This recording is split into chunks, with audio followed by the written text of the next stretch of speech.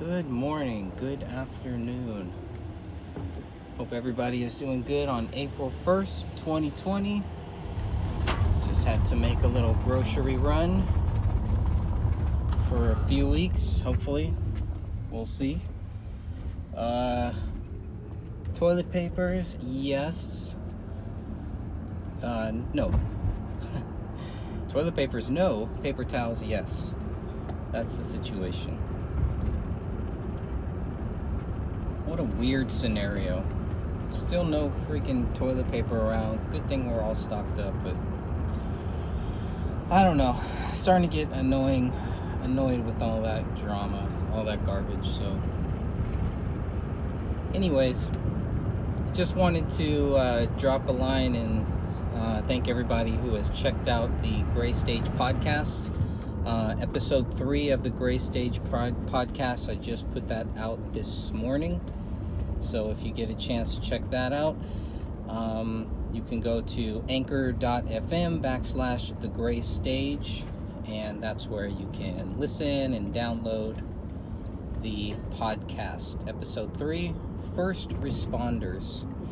Thought it was another great show, and at the very end of it, I put the raw audio of the police going into the house and clearing the house, 1051 Ramsdale Drive, January 17th, 2015. First officer, Greg Dahlstrom, he arrives at 1:04 p.m. And we go through, I think it's just the 3 pages 13 through 15 of my book, the Gray Stage. So if you have not had a chance to read that book, you can get it in a free digital download. Just go to the website thegraystage.wordpress.com and you can download it right there. If you would like to get a physical copy, very soon it will be on Amazon.com and all of those places, but for right now, the only place to get a physical copy is to go to lulu.com, put in Greg Fernandez Jr., The Gray Stage, or if you go to the website, thegraystage.wordpress.com, you will see the link that will lead directly to where you can purchase it.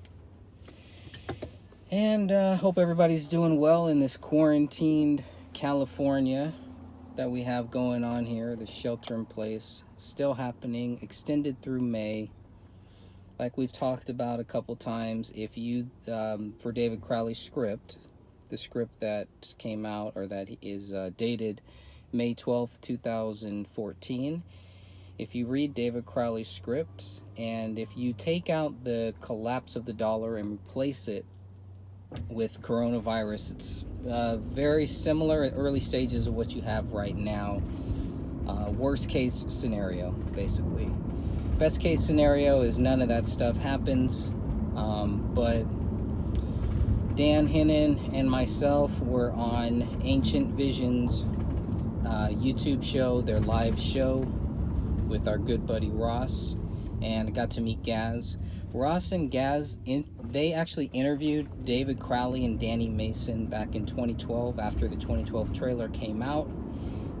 We went 2 hours, almost 2.5 hours, and I felt like we just scratched the surface on a lot of different things. So I'm looking forward to a part 2 with those two guys, and hopefully we can make it at a time where Gaz is, so that it's not so late, because he had to stay up late for us. So staying up late for this old man is pretty good, but I'm usually in bed by 8, 9 now. So anyways, that was a really good show. So if you haven't checked that out, I think it's really worth it. They hit us hard with a lot of different topics, a lot of different questions, and I think we covered a lot of groundwork. And with a case like this, it's really hard to condense everything, to give a summary of what how the case got started, what David Crowley is accused of, all that stuff, you know. And I forget, even though I have about 2 billion videos about this stuff, I always forget that there's a lot of people out there that are just learning about this case, and it's very important to have shows where people can quickly get caught up.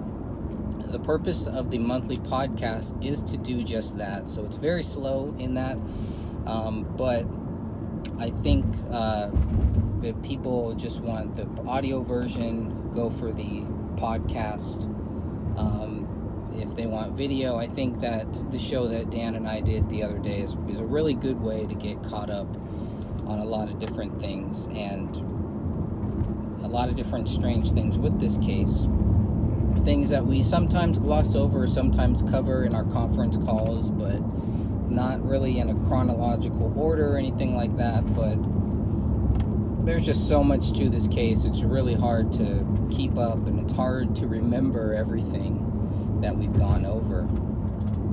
So that's why it's just, I just think if you take the time to read my book, you will pretty much get caught up on a lot of the basic facts, and I'm sure based on that you'll have a lot of questions. The book will generate more questions for you. Maybe you're not sure exactly what to ask. Maybe you're not sure exactly where you stand on this case. I tried to treat each chapter like its own book. So I think the first 3 or 4 chapters you can kind of, if you just take the time to read those, you can pretty much get caught up on all of the documents, the results, and you'll clearly see that there really isn't anything that proves David Crowley guilty. There's barely anything that ties him to the crime scene, aside from him living there and the body being there. But really not much DNA or blood or anything like that ties him to that crime scene, including the murder weapon, the alleged murder weapon as well. So still waiting to hear back from Detective Gummert about the bullet hole, the image of the bullet hole in the living room ceiling. Still waiting on that. And I understand. I was a little frustrated because they've sent me 2 photos so far in our almost year-long conversation. It feels like, okay, maybe a couple months, but it feels very, very long. The first image that they sent me was an image of item 45, which is the bullet hole, the bullet in the basement. So there's a bullet hole in the basement wall, and in the basement ceiling. So they sent me that image first, and I went back and told them, no, that's not the right one. Most recently, they sent me an image of a living room bullet hole in the ceiling, but it's from a month later. So strike 1, strike 2. Let's not have a strike 3, guys. Either there is a picture of the bullet hole in the living room ceiling, or there isn't. It really should not be this difficult. So I'm getting a little frustrated with it. I'm getting a little frustrated with a lot of things, but mostly unrelated to this case. But that is the one frustrating thing that I still, have an issue with. It's, where's this bullet hole? We have in the police reports, they clearly state that they went back and found that bullet hole. So it should be on file somewhere. It should be somewhere. Go back to Brian Booth, Detective Brian Booth, and figure out where it is. Detective Tommy Booth. I always get Brian Booth, who is the CSO for the AVPD, and Tommy Booth. I always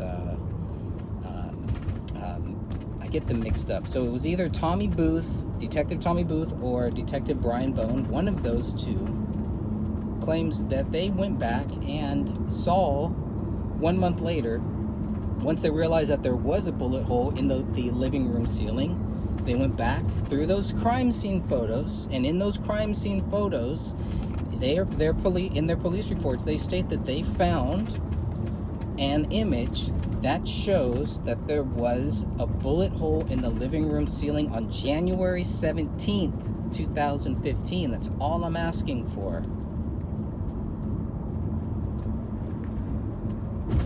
That's all I'm asking for. So we'll see where that goes. We'll really see where that goes. We have pretty much 3,100 members, 3,100 members in the group Justice for David Crowley and family right now. A little under 3,100. It's great.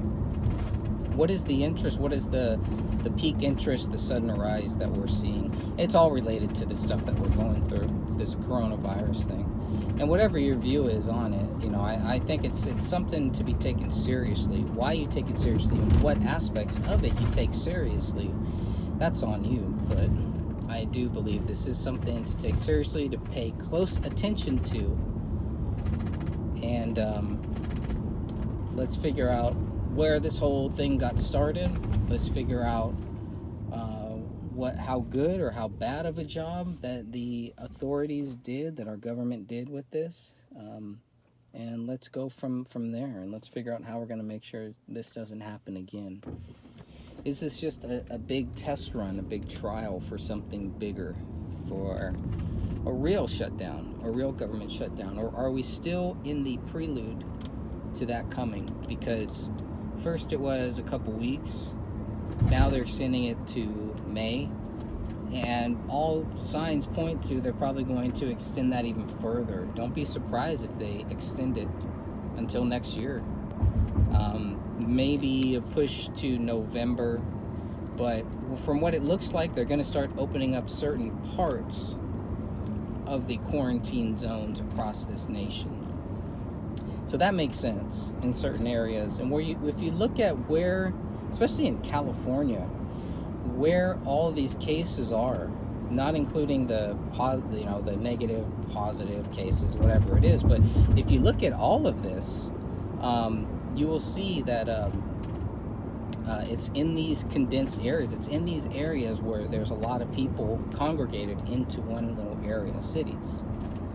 Los Angeles, here in San Francisco, San Diego is another big one. Santa Clara is a big one. So all these areas, and so in those areas I can see the social distancing thing and all that. I don't know, it's like you don't want to overreact, but you don't want to underreact either. And so I do think that President Trump has done a great job in handling this. Getting rid of people when they're not doing a good job, fire them, and hiring the right people, putting the right person in place regardless of if they're your guy or if they're on your team. That's Trump comes off as a businessman, not as a politician. I think that's why some people don't like him, because they are politicians. He's not playing their political games. He's doing his thing.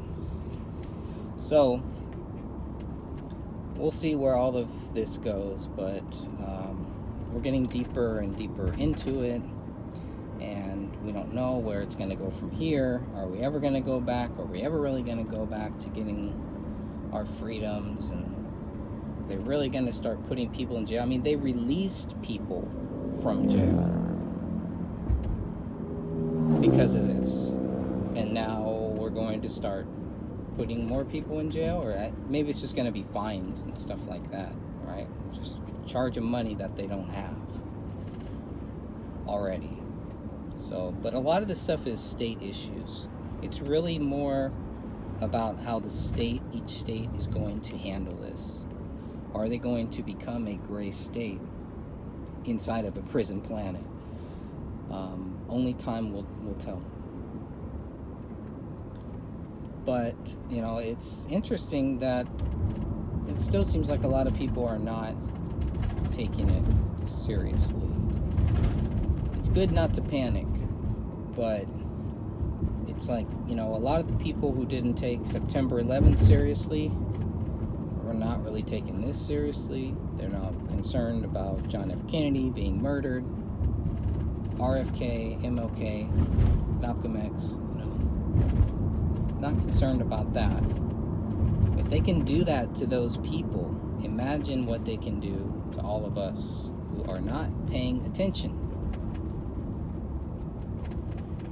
So I think that's why David Crowley's script and his project hit on such a, it really struck a chord with almost everybody in some way.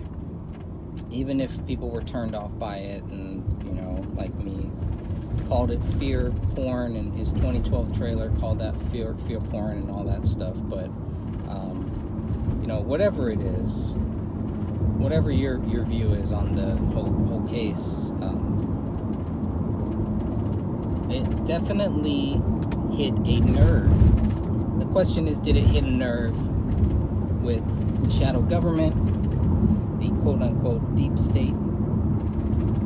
Where did this nerve hit? How hard did it hit, I guess, too? So we'll see. But just to go back a little bit into the Gray State script, because we did not get to dive deeply into that script as much as I wanted to due to time. But I felt like, you know, for me, David's script was a very, very powerful script. And like I said, you know, it was one of the best scripts that I've ever read. And I was hooked. Once I watched, or once I read it, I was really hooked. The version 6, the one titled V6 with no name or anything like that, to me, you know, does seem like a earlier version, and I don't know. I'm just completely guessing on if it is or if it's not. I really don't know. But I'm looking forward to our part 2. So please go and check out the new podcast, episode 3, First Responders, and happy April 1st. God bless you all.